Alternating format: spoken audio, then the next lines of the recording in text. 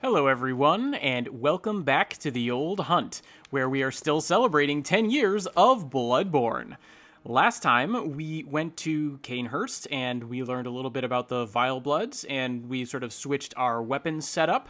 And having done all of that, before we proceed further, because we just sort of explored the outside area of the castle, we have yet to really go inside, despite these doors that open for us like on their own, and then these strange carriage rides that involve dead horses over impassable bridges. Doesn't really make a lot of sense. But before we get on to that sort of strange, mysterious stuff, we have a couple more sets of attire that I wanted to pick up here and take a look at. And, of course, if we're going to pick them up and take a look at them, we might as well put them on. This is a 10-year celebration of Bloodborne. We got to celebrate all of its gear, even if some of it's kind of weird, right? So let's see. I've got too much stuff. I've got too much stuff in my inventory here. I should maybe take some better advantages of the storage system. Maybe I'll do that in between episodes at some point. All right, let me just very quickly. Okay, so we are getting different. Okay, the chest piece has a different final section. That's a different uniform entirely. But all the first portions are going to be the same. So let's go ahead and start looking at those things. So the title of this set in Japanese is sort of the weirdo set. I have a lot of fun with this one because Ijo is sort of abnormal, and then Sha is like a person. It's sometimes read as mono. And you put it all together, Ijo Sha, you get an abnormal person. And so weirdo is sort of a fun way for me to put it. I think this is the Madman's set in the official translation. And quite frankly, Madman makes a ton of sense. Madmen are abnormal. And you're also going to see as we read the description, there's good reason to associate this set with someone who's gone insane. So this is the abnormal ones, the weirdos, or the Madman's hood. And I'm just going to stick with Madman's, like the official translation. I think that's going to be fine going forward for the titles. So moving on to the description. Okay, the opening line here does a classic thing in Japanese. It's a whole bunch of things modifying a noun, and it's a very strange sentence structure to like process literally, right? So the tomb prospectors, or as I was saying in a recent episode, more literally, the I guess even to get super literal, right? Because I was going to say tomb raiders, but to get super literal, right? The grave openers. Anyway, we'll stick with tomb prospectors again. The tomb prospectors who are affiliated with the Healing Church and delve into the underground ruins. That's it. That's the first line. It's very strange sentence structure in English, very normal sentence structure in Japanese. Comes up quite a lot. So I'm just going to leave it at that and move on. If I was doing an actual translation of this, I would be looking for ways to make this sound more natural, to better like put this together, maybe with some of the subsequent information, rearrange the sentence parts a bit, just make it sound and flow better in English. But not doing that in this playthrough. This isn't translation born. Then I'm not translating Bloodborne again. So I sort of am. I'm just doing a very bad job of it. Give you a very rough idea what the Japanese is saying here. Let's move on to the second line. Okay, many of them, which would be the tomb prospectors, that was the subject of the entire previous line, many of them are unable to withstand the knowledge of holy mystery, the arcane knowledge, and manifest abnormalities in their consciousnesses. Right? If we're being very literal. This is why I was saying it makes sense to call this the Madman set, right? Rather than the weirdos or the abnormal ones.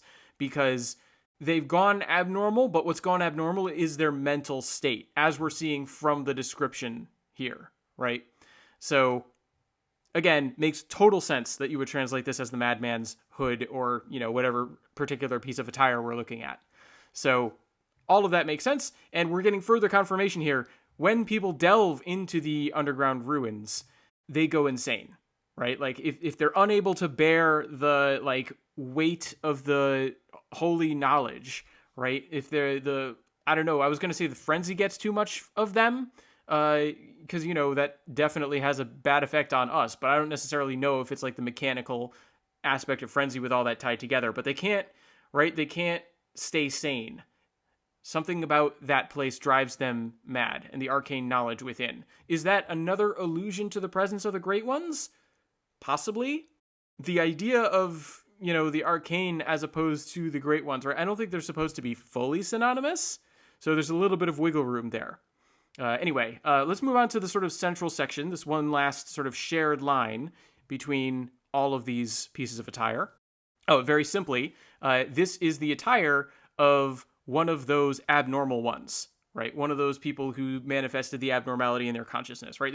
One of these people who maybe was a tomb prospector and went down into the ruins for the Healing Church and couldn't bear the weight of the arcane knowledge and went insane. This is the garb that belonged to one of them. Okay, final section, at least for the hood here. Truth occasionally resembles madness. And I'm guessing, the subject's a little bit unclear here because the nite, where I stopped, right? Truth oft resembles madness. That's the official translation, which I think is perfectly good. Actually, it's better than perfectly good, right? It sounds nice, has a nice flow to it, and expresses the idea succinctly. I like it a lot. But anyway, truth oft resembles madness. And, right, the Japanese grammar here, we're ending in the te form, there's a comma, right, it's and, so presumably the subject is still the same, right, and the truth, is unrelated to the understanding of fools. However, the abnormal ones, people who are like the person who wore this set, are simply those who failed to arrive at anything. And that's kind of a fancy wording that's a little bit difficult to parse, but I think we can still make sense of it, right? I think the idea is because the line between truth and madness is blurry, sometimes it's difficult to tell whether someone is spouting something out of insanity or a deep truth that sounds like insanity. But the ones that get the label of madmen, right, these people who have these abnormalities in their consciousness because they're unable to bear the weight of the arcane that they encounter in the underground ruins, those people are people who are just purely mad because there is no underlying truth in what they say, right? There's that disconnect from the understanding of fools, right? So these people, their, madness isn't productive, and that's how they know it's mad. Very interesting sort of way of judging that, right? That they failed to arrive at anything. And I think it stands to reason. So as I was saying before, right, this is going to be the same for, there's only 4 pieces of attire in this set, right? These arm wrappings and these leg wrappings are going to be the same description. But this, right, I think garb is how they've been translating this. It could mean attire or garb. Garb makes sense because we're already talking about attire as a category, so you want to differentiate it a little bit. But anyway, the final section here is different. Okay, so it's pointing out one of the visual features of this set of attire, which is the tentacle wrapped around. Yeah, the tentacle wrapped around. Is it possibly a charm? Boy, you can tell I did that first one part and then the other. Might the tentacle that's wrapped around possibly be a charm? Right, and by charm I mean like a protective charm, protective amulet. I think if you'll recall, this is one of the good things about not having put stuff in my inventory, right? We have these hunters in name only, and they've got these ropes that are wrapped around. And the ropes that are wrapped around, we know that they're used for restraining things, but they also serve another purpose of a special form of protection, right? So they have the wrapped around ropes that's acting as some sort of protective charm. It's not exactly the same vocabulary, but it is the same idea that we can see on that, right? They've wrapped themselves in this tentacle as a form of protection, possibly, right? There's speculation on the part of the description writer. I think that speculation is probably reliable. The thinking seems to be if they wrap themselves in this tentacle for some reason, that's going to help protect them. Probably it doesn't actually help protect them because, again, we know that this is someone whose understanding has been affected by the arcane contact, and they're not really with it anymore. In any case, the final line is going exactly where I was just going, right? So at least this abnormal one or these abnormal ones, this madman or these madmen, sadly believe that to be the case and probably don't doubt it. So there you go. I'm sure, I'm sure they believe that. Implication, very strong implication, if you ask me, being that it doesn't actually do anything. But, you're not going to convince them otherwise. So there you have it. Let's see how it looks. Let's get that tentacle wrapped around us. Okay, here we are. Right underneath the Graveguard stuff.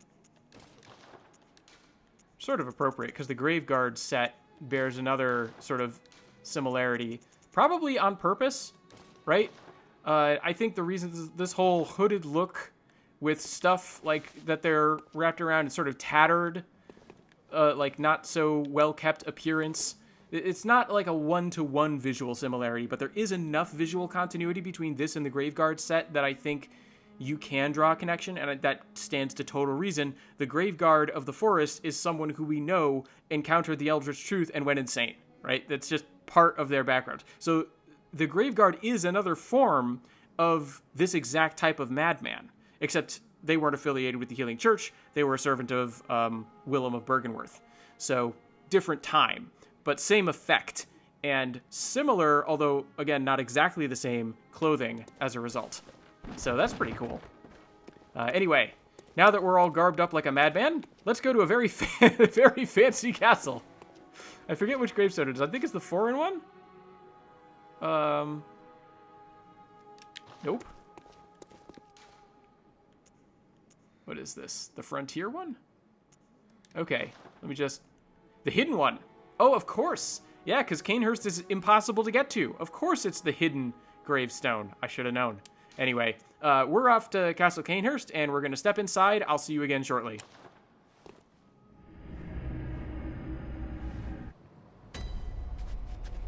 Okay. I realize we're out in the cold right now, but despite all the enemies that line the path, despite all the time that I took fighting them all and going very carefully over to get items out here, they're actually super easy to run past. Like, they don't even really turn and look at you. You just go straight in.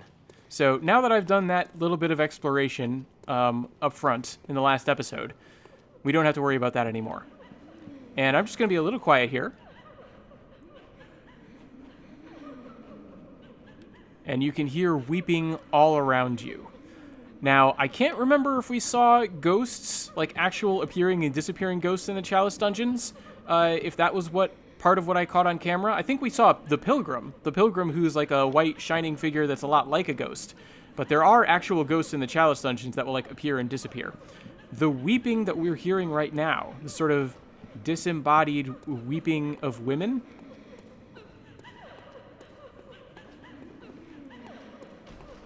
it's very similar to that sort of lament that you can hear when a ghost has disappeared in the Chalice dungeons.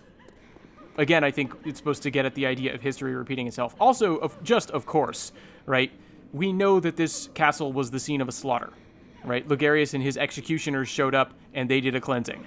And that can't have been pretty. We've got people, it looks like flesh and blood people, who are scrubbing at the floors, right? We've got blood lickers. Maybe these people are cleaning up after the blood lickers got some of the blood from inside the castle. I don't know. A little unclear on that point. But they don't seem to care that I'm here. Nothing seems to care that I'm here, at least not at the moment.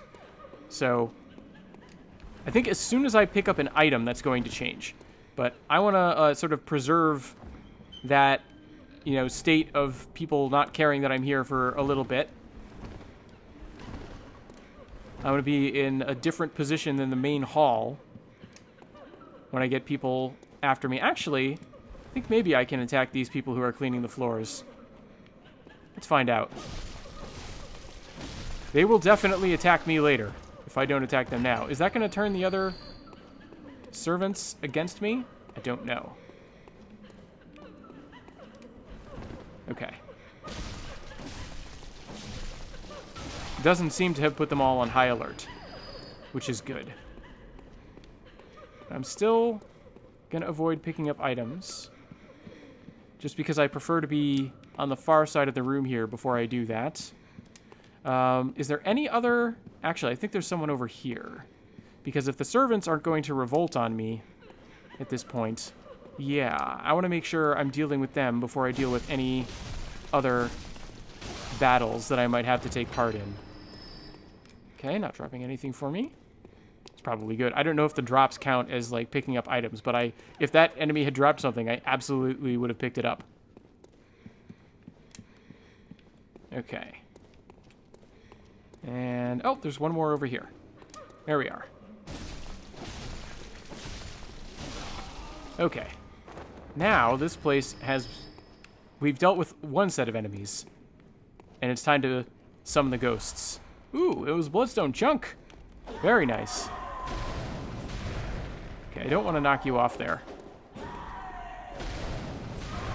Am I Ooh, I'm faster than you. It's nice to have a weapon that attacks quickly. Particularly with all the stamina that I sort of accidentally invested in when I was building up that stake driver form. I saw that other ghost. This is why I didn't want to be in, like, a main section when I summoned the ghosts, is because they can absolutely swarm you. And that is not a pleasant experience. Uh-oh. Are they both dead? They're both really dead now. Not even ghosts anymore. I could have kept going. I've got so much stamina. It's crazy. Thank you, stake driver.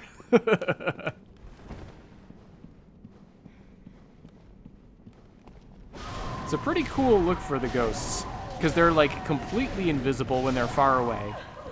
And then they just pop up sometimes, right? But there's also, like, an in-between phase, right there, you can see in the back, where they're, like, partially translucent. That's also pretty cool.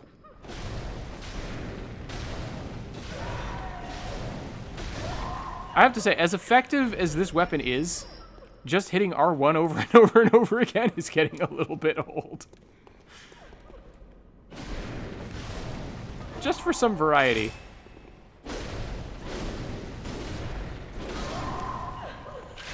Yeah, it worked out pretty well.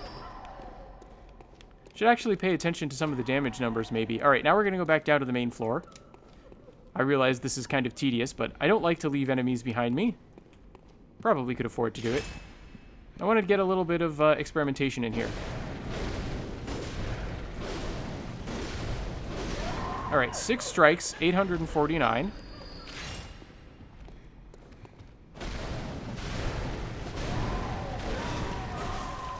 Don't. Alright, 550 plus 251 is 751. So actually the transformed mode ended up doing a little bit more damage. Oh, 6 hits. Maybe I only did 5. We're going to try that. No, I can't. You're already taking some damage.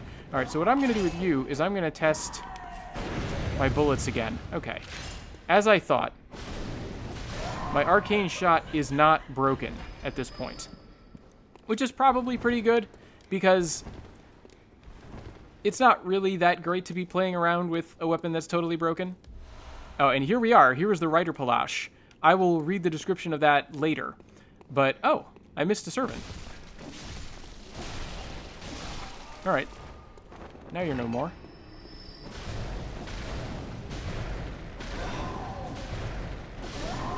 $801. So maybe the R1, just the untransformed, it's very close. Alright, 801.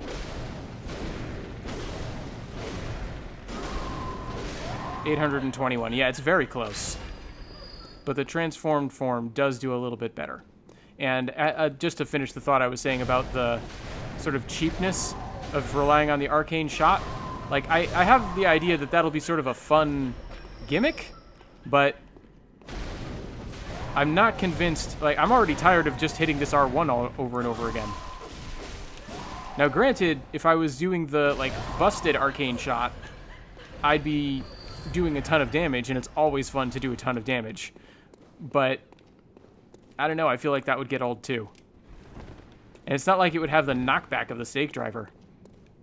I'm really talking myself into a stake driver run at some point. Totally off camera. There's no reason to put that on camera. But, man, that was fun. Okay.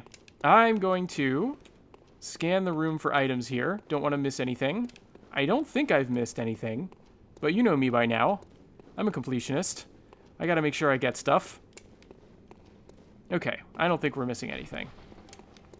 The other thing about the Rider Palache, that's the weapon that I've been using in that other playthrough in another world. So that's the weapon that this gun spear is based off of. The lost Cainhurst weapon. Not so lost anymore. Our character does find a lot of lost things, right? We're talking about the chalices that were lost in the hands of men, the few that made their way to the surface. We go and are able to collect them. This is an ambush. See through your deception. Game. If I come out here, are there enemies? I feel like there's an enemy that, like, flies in. Maybe not. Maybe that's somewhere else. Because I really like having this extra space. I always end up fighting these ghosts in this room. But I like having the extra space to come out here. Because it's much harder for them to swarm me. Uh-oh. Much harder for them to swarm me.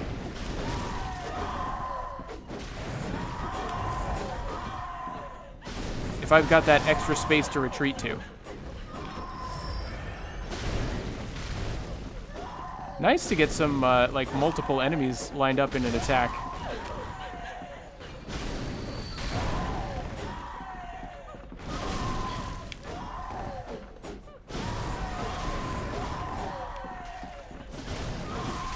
Yep. I knew it was risky. Riskier than I thought. Wow. Maybe I should be using that balcony a little more. If you're curious why they're, like, relatively ineffective with those strikes, I haven't done a great job of showing it off, but I think there's still, yeah, there's still a ghost left here. If you can see, her hands are bound. Maybe I should have, like, paused that. There's a great moment on camera where I think I got it. There we go. You can see. Her hands are bound. So there's no way that she's going to be able to use them as freely as we are. So it ends up being that double grip on the knife and sort of moving their whole bodies as they attack you. And here we have the noble dress. This one, I think this is just going to be funny. So let's go ahead and read this. This noble dress is like its own set of attire. Although, actually, now that I think of it, I think I did get the other piece of attire that goes with it. So let's go ahead and take a look at these. Okay, the official translation of this one is noble dress. Literally, dress of a noble. It's a noble's dress, right? Very straightforward. And maybe you could be a little bit confused by the English if you think maybe they're not talking about like an aristocratic noble, but I think it's pretty clear. Noble dress, I think you get the idea. As for the description, again, fairly straightforward. A well-made, well-tailored, maybe, because it's like the shitate is sort of particular to clothing, but well-made. Enji-iro, right? I think the official translation was like a Bordeaux colored, or just Bordeaux. It's a color, right? It's this reddish color that you can see on the dress, right? The sort of deep red. That's the Enji-iro, all right? So if Bordeaux is a good analog, I think in translation board I talk about like there's no like 100% equivalent for Enji-iro in English, and I gave like some like color codes that you could compare, but I mean, Bordeaux, if you just look at that dress and you describe it as being Bordeaux colored, I think the idea comes through pretty clearly. Anyway, that's the first line there. Second section. Here's another one of these Japanese formulated sentences. The old Cainhurst bloodline that now is no more, that now has become obsolete. Right? I'm not sure what the best way to translate stareta is, but I'll put up a dictionary definition, I guess. So it's not right? It's declined. It's not. It's declined like out of existence. Okay, this is attire of the nobles who are connected to its end, right? So this is a dress that belongs to people who are of the bloodline of the Cainhurst bloodline, and it's a deep red color. Very straightforward. The thing that's interesting about this is if you're doing something that I didn't do and you send Ariana to Erden Chapel, you can see that she is wearing this exact dress. And fittingly enough, that dress pairs nicely with Ariana's shoes. Okay, the shoes of Ariana, Cathedral Ward Prostitute. I think the official translation is a little bit kinder to her in calling her the Woman of the Night or something like that. Maybe I'll put up that line on the screen for a direct comparison. Japanese is pretty straightforward about it, though. And then final line here. Okay, it's a little bit tricky to render this naturally, but like a truly imbalanced, cute article, right? It is, or they are, a truly imbalanced, cute article. And what I mean by imbalanced is it doesn't go with Ariana, right? You would think that Ariana is, I don't know, like hard-bitten adult, right? She is a sex worker, obviously, so why would she have these cute, charming little shoes? Right? I've always thought that this description is a little bit judgy. Like, doesn't quite sit right with me. I think maybe it's supposed to have that effect on you. I think you're supposed to be like, well, why can't Ariana like cute things, right? I think it's supposed to be... I've talked before about how, like, one of the things that Bloodborne and I think some of the Soulsborne games in general do when they show you these characters is they present you with these dichotomies. And so you have Ariana, the woman of the night, the woman of pleasure, whatever the official translation calls her, and yet she's got these cute shoes, right, that she probably treasures and thinks highly of, because why else would she have them? She has them, she wants to feel cute. Totally fine, right? And in that, like, dichotomy, I think whenever this happens in Soulsborne and Bloodborne, I think they usually do a very good job of using that, right, contradiction to draw out humanity. Because just, right, the contrast in this very tiny little set of lines here, right, there's 2 lines, and the contrast is really just certain one, and what the rest of what you know sort of from Ariana, right? It is important that she is of the Cainhurst bloodline, especially if you follow the storyline through to Erden, where you have her becoming pregnant with the child of a great one, right? That's a whole storyline that we're never going to see in this playthrough. Incredibly important to the game's lore, and it's all tied up with the Cainhurst bloodline. So that's important. She's got cute shoes. I love the way that these games are able to, in so few words, and so few lines, and so few items, 2 items, and a little bit of like incidental knowledge and interactions in the game, right? There's really not a lot here. They didn't write volumes. They wrote just enough to give you this interesting picture of a person that is full of contradictions in an interesting way. And it's also worded a little judgily, if you ask me, but I think it works at the end of the day. So, I'm in the wrong screen here. We're going to put these on. I mean, it's going to be improvement over our MAD set in any case. So let's get those on. We got to have our cute little shoes. There we are. Aren't we the picture of loveliness? Oh, that madman hood does not go with this at all. I'll take it off. I can't. I could do it with the school set, but I can't do it with this.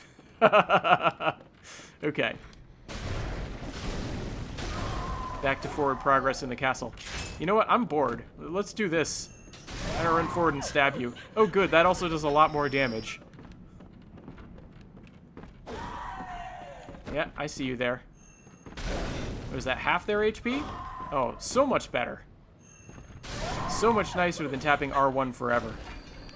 That's always the problem I've had with swords in... not swords, with spears. I like the swords in the Soulsborne games. Also, there's very important art on the walls here that a lot of people have spent a lot of time puzzling over. And you can see, like, distinctive features that appear to be Pthumerian, right? Very white, pale. Very sort of pronounced, like cheekbones, facial features. Also, very vampiric. I mentioned before, like, Bloodborne has its version of vampires. It's here. It's them. It's the nobles of Cainhurst and their impure blood clan. We'll find out more, and that if that seems like an odd statement to you, it won't by the time we're done. Already, this castle is a reference to Dracula, right? There's I think it's one of the Dracula movies, where, like, famously, there's this scene in the carriage where I think it's Jonathan Harker is, like, pulling up to Castle Dracula, and all these things are, like, happening on their own, and I think you're supposed to understand that Dracula himself is getting out and, like, doing all this menial labor in secrecy because he can't let on to Jonathan Harker that even though he's a count, he doesn't have any servants, and that's, like, very strange back in the day in England, right, the 1800s. You wouldn't have this big castle, but again, it's a castle and the door opens by itself. It's very mysterious, right? I think that's supposed to be an allusion to that Dracula movie. I don't think that happens in the book, but it's been a long time since I've read the book, so it might. All right, anyway, we got to be very careful. Can you see it? I always overlook these things. I think they do a very good job. Oh, I didn't mean to get grabbed. I just wanted to show it off. No, thankfully, I haven't taken too much damage. Thanks to my mashing the shoulder buttons, no doubt. Oh, boy. These gargoyles, they do not care about this weapon. It's been doing pretty well against the other enemies, but not the gargoyles. That's going to be a problem. Maybe maybe a charged R2 would have a stronger effect. I also feel like there's an item out here somewhere. All right, let's try. Oh, it followed. Okay. No. There we go. That worked out pretty well. Okay, I think this is going to be workable. Especially because I have so much stamina. I could have sworn there was an item somewhere around here. I know there's one, like, up. There's a little, like, tower that we can climb with a circular stair to the left here. There's definitely an item up there. I thought there was one down here, too. Been too long. Been too long since I've been to Cainhurst Castle. All right. Oh. Thought maybe it would give me a follow-up, but it did not. I'm loving all these bloodstone chunks I'm getting, though. Still haven't decided what I'm going to do about those weapons. I think I am... Okay. I think I am going to go for the saw spear, because that's a pretty safe bet. But I don't know about what my second weapon is going to be for this playthrough. Doesn't help. Oh, I got grabbed again. I always overlook them. They're so hard to spot. Which is funny, because once they start moving, they're pretty obvious. But until they do, they really blend in. I'll rally back my health. Thank you for... Oh, well, if you just want to fall off, that's fine. I appreciate it. Saves me a lot of trouble. Now, this portion right here used to seriously confound me. Because... Let's see if I can get this. Right? It's this person here is dressed just like all the other, like, servants that we saw in the main hall. But look at that. Look at how far that went. Right? Isn't that crazy? What's this master swordsman doing here in the hall? Isn't that nuts? Boy, that charged R2 is handy. That really confused me for a long time. I was like, is this guy a servant or not? Why is some random servant like Zorro? I don't understand. But apparently, this is like a Cainhurst knight, sort of. I'll wait till we get the, like, actual description that specifies it before I, like, really draw the connection, because then you can actually see it for yourself. But there's a reason that the servants are the ones who are, like, super skilled in things like swords play and using those canes. If I had ever let that other set of enemies get a chance to do anything to me, they would have been doing attacks with those canes as well. So, also, if that sort of, like, draw the sword up into a parry that turns into, like, a stab looked familiar, that's also because it's part of the Rider Palash moveset, which I showed off in Another World. Wow, they're even stout against the Molotov cocktails. Way to go, gargoyles. Yeah, I think... Uh-oh. I think the charged R2 is the answer here. It's a very good attack.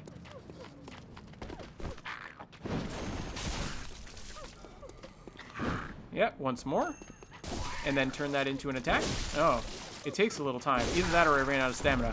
I didn't have my eyes on the meter at that exact moment. Okay, and there we get an executioner set. So we can start to piece together some of the tragedy of Cainhurst. Ooh, that dropped a bloodstone chunk? That's nice. I don't think I've ever gotten a bloodstone chunk drop off of a gargoyle before. Alright, and this particular library is another point where we're not really going to deal with anything right now. We're going to open this chest because it's right here. We don't have to bother anybody to get it. Pick up the Vile Blood Register. And activate this elevator. Because we have now found the first major shortcut in Cainhurst. We're going to come out here, which I've already been to. I think I already grabbed... Yeah, there's an item back there, but I already grabbed it because I wanted to thoroughly explore outside the castle. And looking at the clock here, that's a pretty decent length for an episode. So I think I will return to the dream, replenish my resources, and I will say goodbye to you there.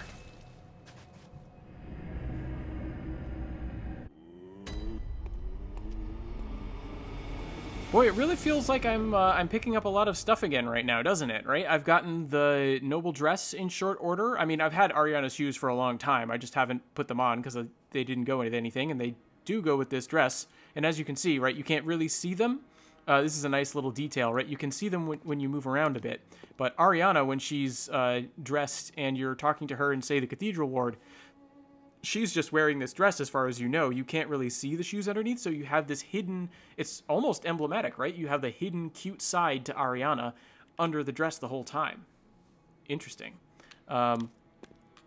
Anyway... I don't think, maybe that's going a little bit too far. I don't know. In any case, we are getting a lot of things, right? Because I'm trying to pinpoint, again, because I did that whole thing with unique items in the Forbidden Woods and the lecture building and the Nightmare Frontier. Not so much in the Nightmare Frontier, but I've been trying to pay a little bit of attention to how much, like, what the item density is like. And the problem, the confounding factor, is I've picked up a lot of stuff along the way that I've been waiting to talk about. And I think that's artificially inflating the amount of sort of new stuff that I've found. But I did pick up the Rider Palash and the Noble Dress and an Executioner set, right? So that's a good number of stuff already in this episode. So, I don't know. Cainhurst could be fairly item dense. I don't know. I don't know if I'll do a full formal count because I've never really had a problem with Cainhurst or its like distribution of items and things the way I did with the Forbidden Woods, but interesting for me to think about, still in the back of my mind. Anyway, this is a very long way of saying goodbye. Next time, we're going to pick things up where we left off, just take that elevator right back up, and carry on exploring Cainhurst Castle. I hope you've had fun exploring the first indoor section with me, and will join me again for that next time. For now, though, I'm going to call an end to my hunt for the evening, and I wish all of you good hunting. Oh, come on now. Good hunting.